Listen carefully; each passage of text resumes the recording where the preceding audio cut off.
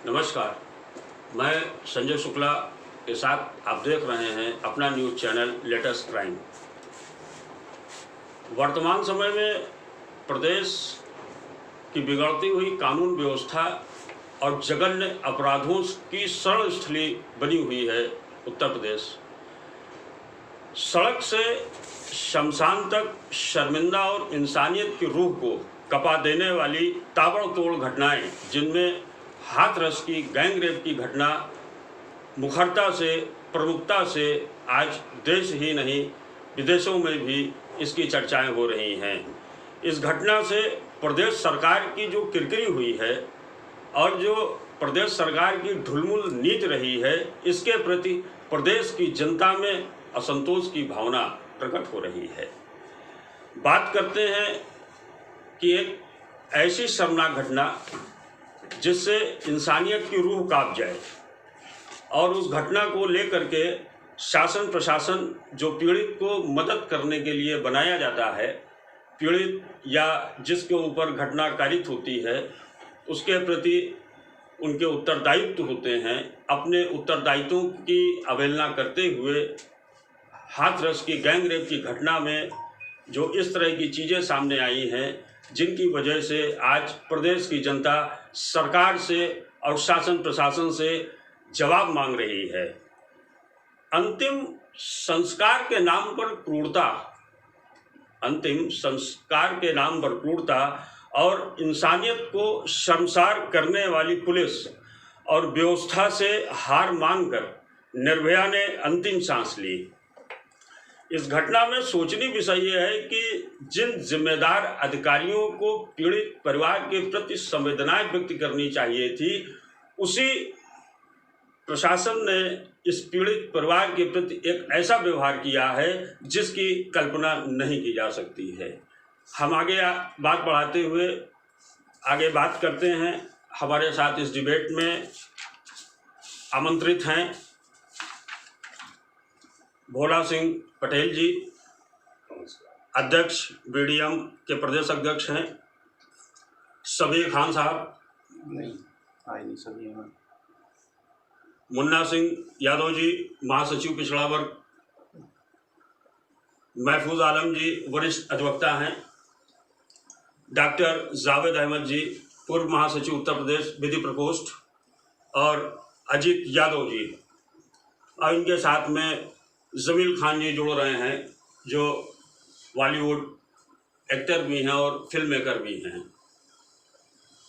सबसे पहले हम लोग बात करने से पहले एक चीज़ ये जानना चाहते हैं कि जो इस तरह की घटनाएं समाज में होती हैं, ओके।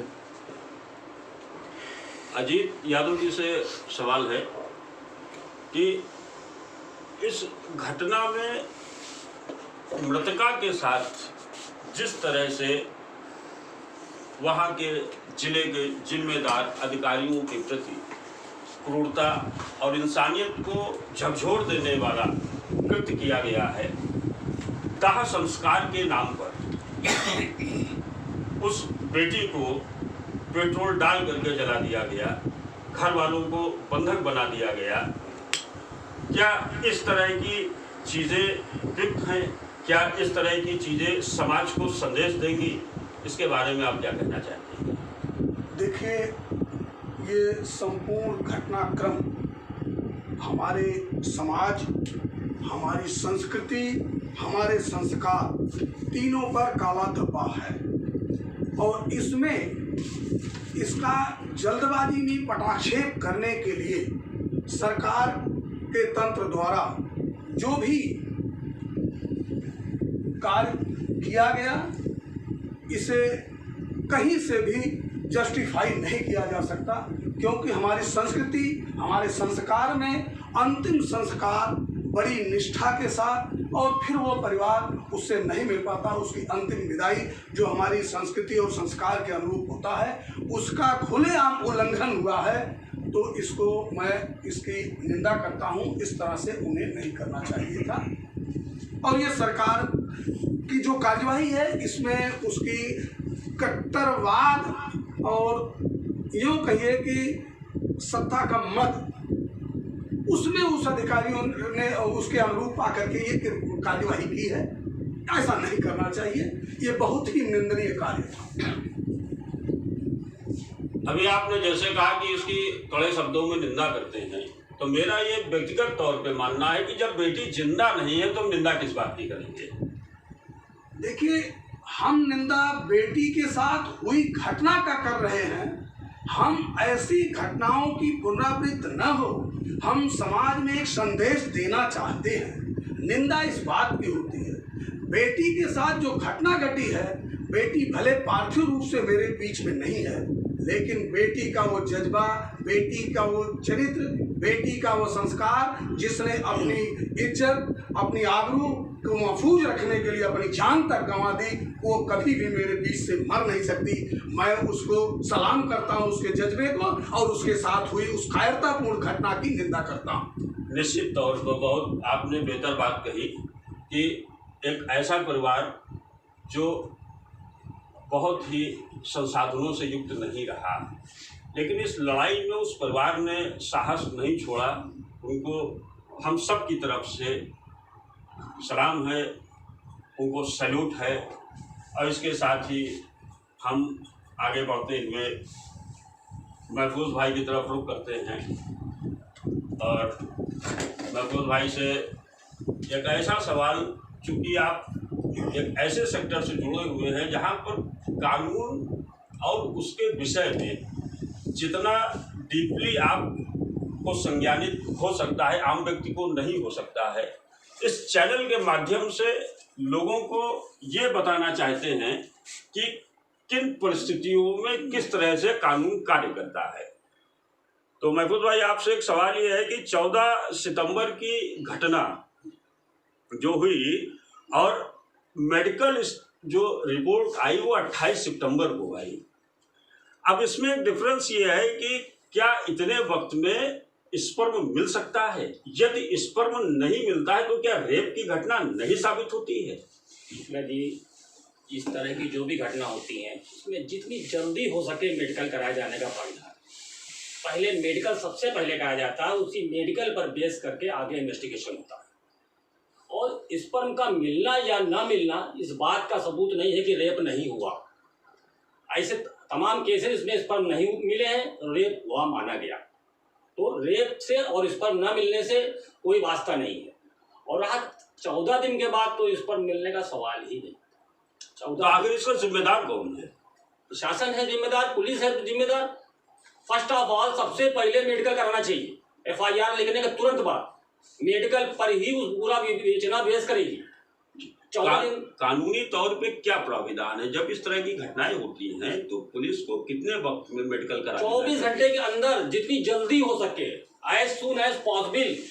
फर्स्ट ऑफ ऑल चिट्ठी मजरूबी दरोगा बना करके देता है कि अपने किसी अधिकारी को जाकर उसकी मेडिकल कराता है, और मेडिकल पर ही आगे की प्रोसीडिंग चलती है।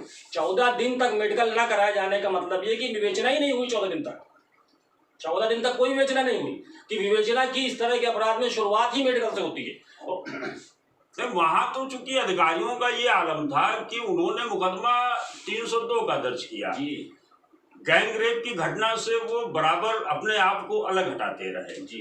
ये तो जब वहां की लोकल मीडिया ने इस खबर को प्रमुखता से उठाया और ये चीज जिले से निकल करके बाहर आई, तब उन अधिकारियों पर दबाव बना है कि वो इस तरह की चीजों को स्वीकृति दें। जी, रेप जैसी घटना में, जहाँ पर 307 की घटना में जहाँ इंजर्ड जिंदा हो, उसका बयान सबसे पहले लिया जाएगा। और उसका बयान लेने में बहुत कई दिन लगा दिए गए। जब उसका बयान लिया गया तब उस अपने बयान में उसने उसका बयान डाइंग डिक्लेरेशन आज की डेट में है, उसके बयान में आया कि उसके साथ रेप हुआ है। जब पीड़िता बता रही है रेप हुआ है तो 307 में मुकदमा लिखने का कोई सवाल ही नहीं। 307 में मुकदमा तो तीसरा आदमी लिखाता है। इंजर्ड बताता है, अगर इंजर्ड के बताने, इंजर्ड का बयान तुरंत लेना चाहिए। इंजर्ड का बयान लेने में भी देरी की गई। इसमें पूरी विवेचना जो है लगा, अभियुक्तों का साथ दिया गया, ऐसा प्रतीत होता है। 14 दिन तक मेडिकल ना कराना, कई दिन तक उसका स्टेटमेंट ना लेना, सिर्फ साफ जाहिर है कि विवेचना में मुलजिमों का साथ दिया गया। यानी इस प्रोसीडिंग को देखते हुए ऐसा लगता है कि जो अभियुक्त गण थे उनको बचाने के लिए शासन प्रशासन ने पूरी तैयारी कर रखी थी, तभी इतने दिन तक के मेडिकल नहीं हुआ। जस्ट तुरंत जैसे सूचना मिली थी मेडिकल पहले होना चाहिए और उस मेडिकल अभ्यास करता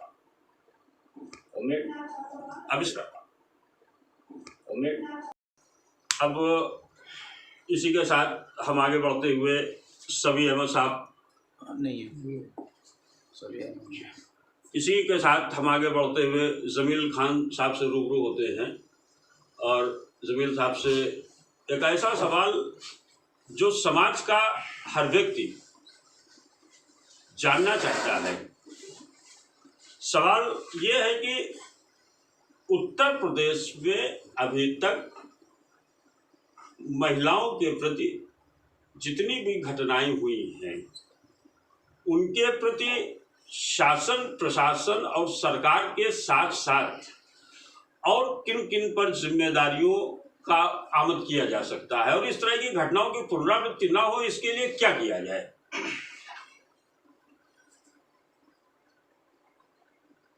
संजय भाई, आप सभी पैनलों को मेरा नमस्कार। देखिए ये समाज जो हमारा जो आज आप जिस पे हम डिबेट कर रहे हैं, सबसे पहले ये दोषी है, क्योंकि दोष इसका इसलिए है, ये जब से इस दुनिया बनी है हर ताकतवर आदमी, हर ताकतवर इंसान एक कमजोर आदमी को दबाता आया हुआ है। और सबसे बड़ी विडंबना ये कि हमारे भारतवर्ष के अंदर इसको जातियों में तब्दील कर दिया गया कि ये फला जाति है, ये फला जाति है, ये फला, ये फला फला, यानी अपराधों का जातिगत तौर पे वर्गीकरण कर दिया गया। जी जी जी। जो अपर जातियां हैं वो अपने आप को इसका प्रमुख दावेदार समझती कि ये हमारा अधिकार है और हम जैसा चाहेंगे वैसे समाज को चलाएंगे। अब रही पार्टियों की बातें, जो पार्टियां जो बनी हुई हैं ये समाज का हिस्सा ही हैं, ये समाज का हिस्सा है। और दोषी कौन है? ये हम ही आप दोषी हैं। ये जितनी भी डिबेट हम कर लें, रोज डिबेट कर लें, आज बरसों से हम डिबेट करते चले आ रहे हैं इस पे, लेकिन इसका निष्कर्ष कुछ भी नहीं निकल रहा है।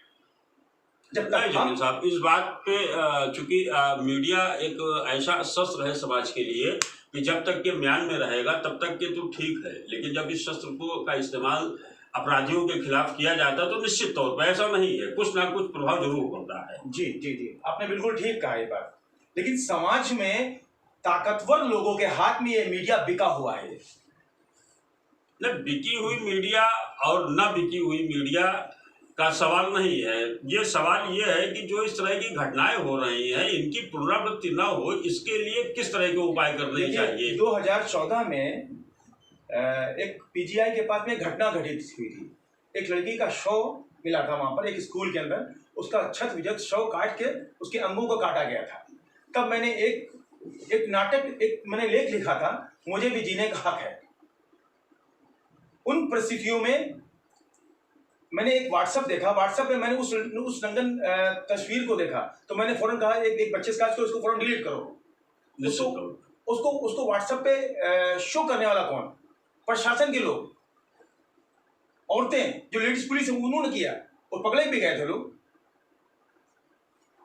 बार बार हम आपको समझा रहे हैं कि समाज को हम आईना दिखाएंगे तब जब हम उसको फॉलो करेंगे। हम आपकी जिम्मेदारी बहुत ज्यादा पड़ती है। मैंने तब लिखा तो उस वक्त रामगोपाल यादव जी ने, जो सांसद महोदय हैं, उन्होंने कहा कि जमील साहब ये नाटक बहुत अच्छा आपने लिखा, और वाकई उस नाटक ने लोगों को बहुत सराहा। हाँ, अवेयरनेस आई, जागरूकता आई जी, कि समाज में बुराइयां कहां से पैदा हो रही हैं, हम उसको तो समझें। हम अपने बच्चों को संभालें, बच्चों को समझाएं। हम पहले अपने बच्चों को देखें।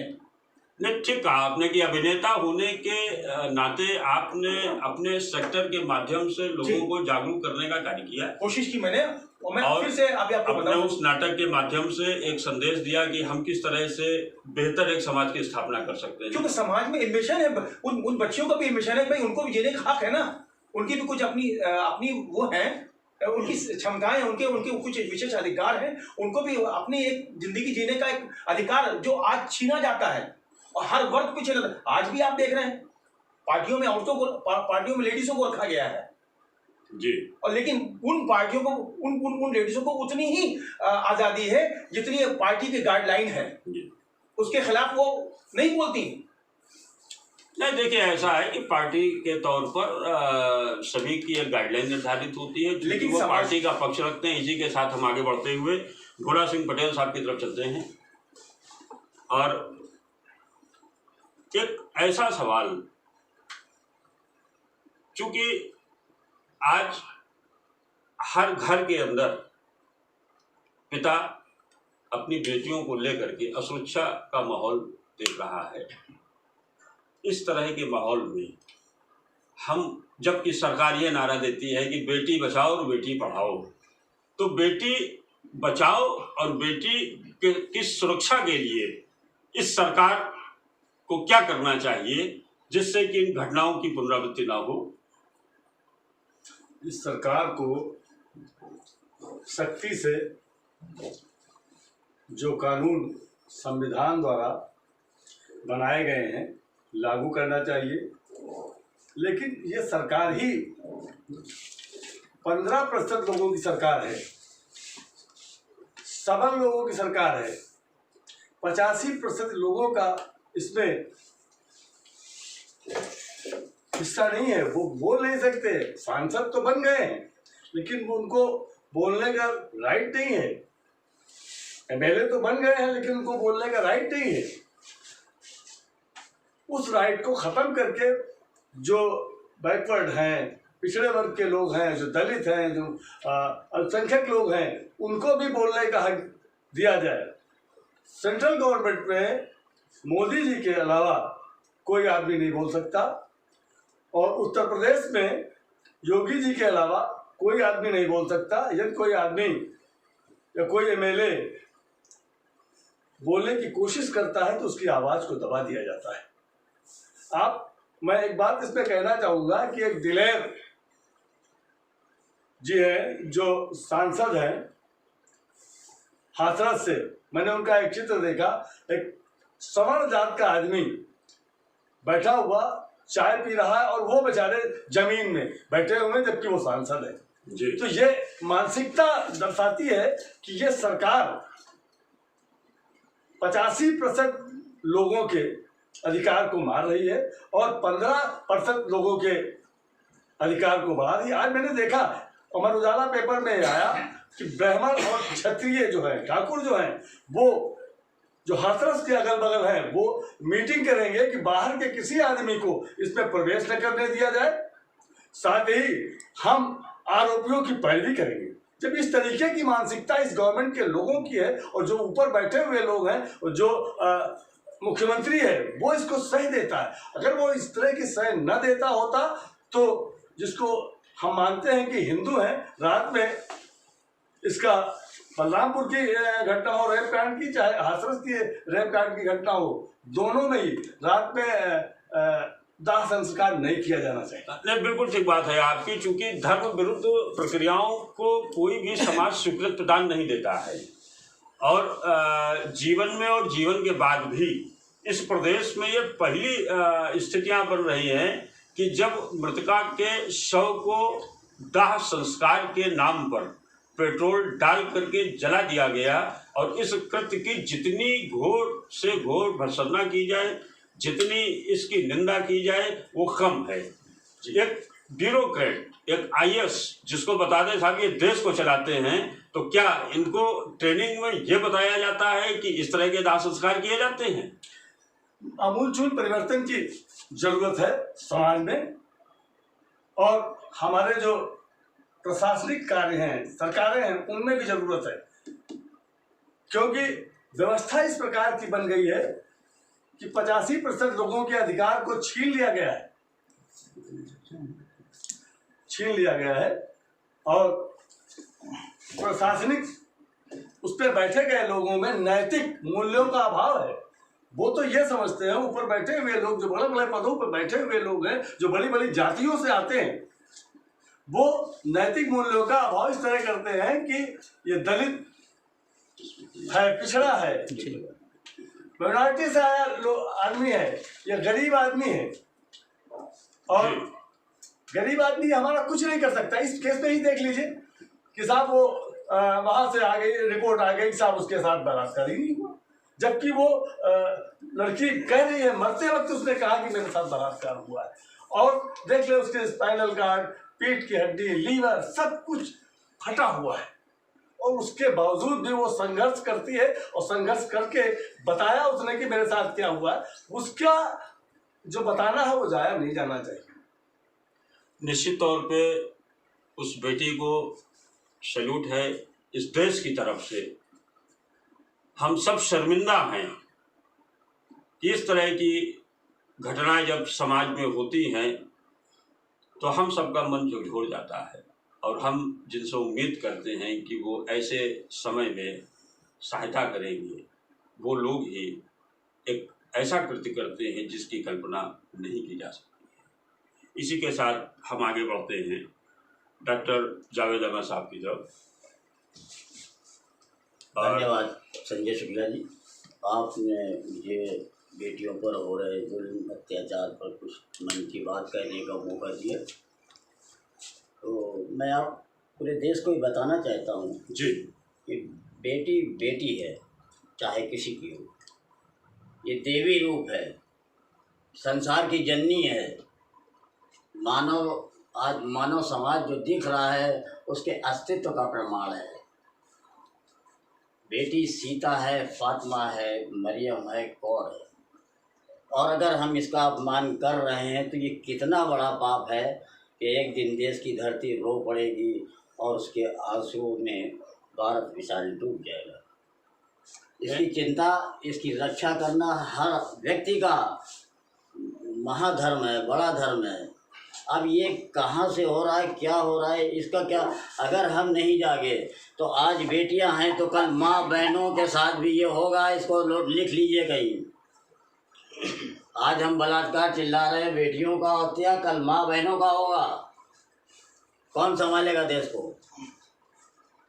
अब आइए इसके रीज़न, कारण के पीछे हम जाते हैं जी। कि आप कोरोना वायरस देख रहे हैं, एक जाति विद्वेष का वायरस है जिसको कोई नहीं देखा। ये मानव के मस्तिष्क में प्रवेश किया और ये जाति विद्वेष से विकसित मानव जो है राजनीति में चला गया, और उसने देश की पवित्र राजनीति को दूषित करके धर्म जाति के राजनीतिक धंधे में बदल दिया, जिसका परिणाम ये बेटी वाली समस्या नहीं है। देश में अनेक समस्याएं हैं।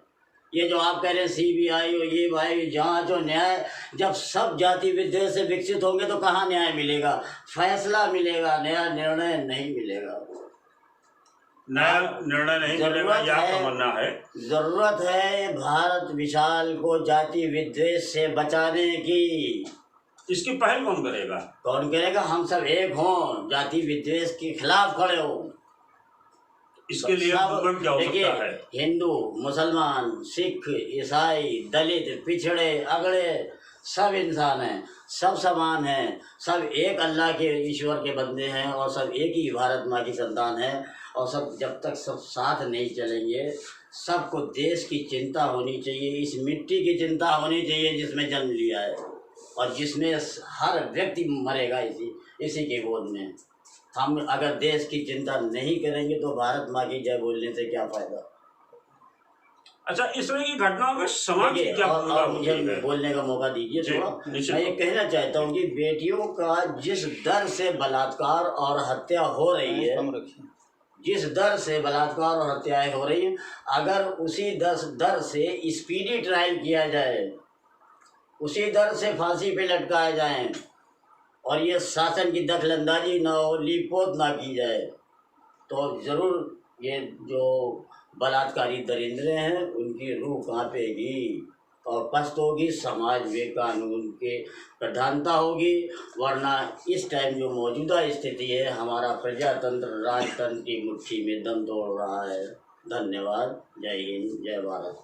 अगर इसी के साथ हम आगे बढ़ते हुए उत्तम त्रिपाठी जी के पास पहुँचते हैं। धन्यवाद।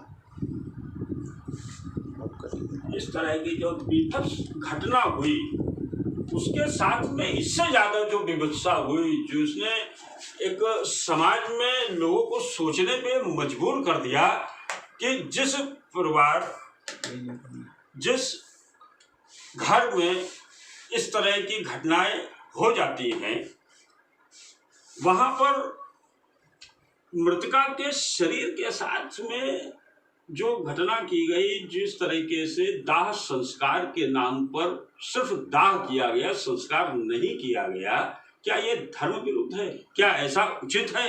क्या शासन को इस चीज को अपनी संज्ञानता में लेकर के दोषी अधिकारियों को क्या कड़े दंड नहीं देने चाहिए? देखिए, ये जो घटना घटी थी, ये बड़ी शर्मनाक घटना घटी थी, और ये दाह संस्कार के नाम पर तो बहुत गलत किया गया। ऐसा नहीं किया जाना चाहिए। दाह संस्कार का मतलब एक सिस्टम से पूरा काम किया जाता है। ये शासन की मंशा के अनुरूप ही कार्य हुआ है। अगर शासन सख्त होता तो इनके अधिकारियों को इतनी हिम्मत नहीं पड़ती कि रात में उसका दाह संस्कार कर देते, वो भी पेट्रोल डाल के। उसके परिवार को नज़रबंद कर दिया गया, बिल्कुल गलत किया गया। इसके मतलब आपके शासन में कमियां थीं, इस वजह से ये घटना, इतनी बड़ी घटना हो गई। बहुत गलत किया गया, नहीं किया, शर्मनाक है। एक तरफ सरकार कहती है बेटी पढ़ाओ बेटी बचाओ, दूसरी तरफ इस तरह की घटनाएं घटित हो रही हैं। ये क्या साबित करता है भाई? इसका मतलब आप शासन करने में बिल्कुल फेल हो चुके हैं। ये तो क्या अपराधियों की शरण स्थली बनता जा रहा है उत्तर प्रदेश? बिल्कुल अपराधियों की शरण स्थली बनता चला जा रहा है। अगर शासन सख्त होगा तो क्या अपराधी की इतनी हिम्मत है कि वो इतनी बड़ी घटना को अंजाम दे सके? नहीं दे सकता वो। इसका मतलब तंत्र खोखला है। तंत्र खोखला है, बिल्कुल 100% तंत्र खोखला है या स्वतंत्र है? नहीं, अब स्वतंत्र ही कहा जाएगा कि सख्ती के साथ आप पेश नहीं कर सकते हैं। आप अपने अधिकारियों की कमान आपके हाथ में नहीं है। यानी एडमिनिस्ट्रेशन का जो तौर तरीका होना चाहिए उससे इतर अलग हट करके, बिल्कुल हट के जा रहा है, हट के जा रहा है। बहुत बहुत धन्यवाद आपका। किसी को तो पता होगा मैं क्या है कोतवाल ये? हो सकता हूँ पर बोल नहीं सकता हूँ मैं। अच्छा, कोई तो बता दे सर, हमको जरा बता दीजिए। जो बोल सकता है वो बोले। नहीं, कौन, ये क्या चल रहा है, इतना बस बता दीजिए सर, बस इतना सा मुझे बता दीजिए। मैं क्राइम ब्रांच में हूँ, कुछ और चल रहा है मुझे आई डोंट नो। नहीं, अभी मैं बाहर से हूँ। नहीं, अभी आपने मुझे बोला कि नहीं बॉडी नहीं है, क्या है सर, बॉडी है कि नहीं है? मेरी ड्यूटी यहाँ पर है आप लोगों को इस बताने के लिए कि आप लोग आगे ना बढ़े। बस यहाँ पर आगे नहीं बढ़ रही हूँ, आप मुझे बता दीजिए क्या चल रहा है। आप इस बारे में डीएम साहब से पूछना आई है। डीएम साहब से आपकी बात हुई है? डीएम साहब से बात हुई है आपकी? डीएम साहब से बात हुई है आपकी? डीएम साहब से बात हुई है आपकी? डीएम साहब से बात हुई है आपकी? सर ये क्या चल रहा है? डीएम साहब से बात हुई है आपकी?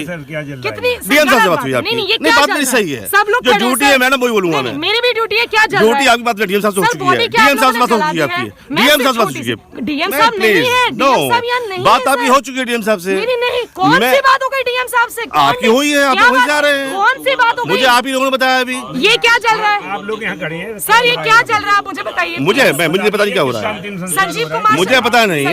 मैं क्राइम ब्रांच में इंस्पेक्टर हूँ, ऑफिस में अटैच हूँ मैं। उत्तर प्रदेश की राजधानी लखनऊ में गांधी प्रतिमा पर तमीज से बात करिए, तमीज से बात करिए, पढ़ी लिखी है। तमीज आप भी मत खिलाइए।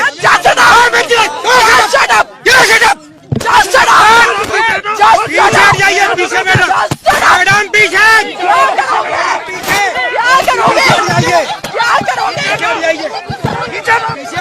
ड्यूटी करना सीखिए। मर्यादा में बात करिए मैडम, मर्यादा में बात करिए। आप भी मर्यादा में बात करिए, मर्यादा में बात करिए। मर्यादा में जबरदस्ती रोक सकते हैं। आपसे ज्यादा हमें भी बोलने आता है। मर्यादा में बात करिए, मर्यादा में बात करिए। तब से बहुत बड़ी वो है, आकर के मतलब बदतमीजी बात करेंगी आपको। अब सही भाषा बात करेंगी। क्यों क्यों क्यों क्यों क्यों क्या बात है?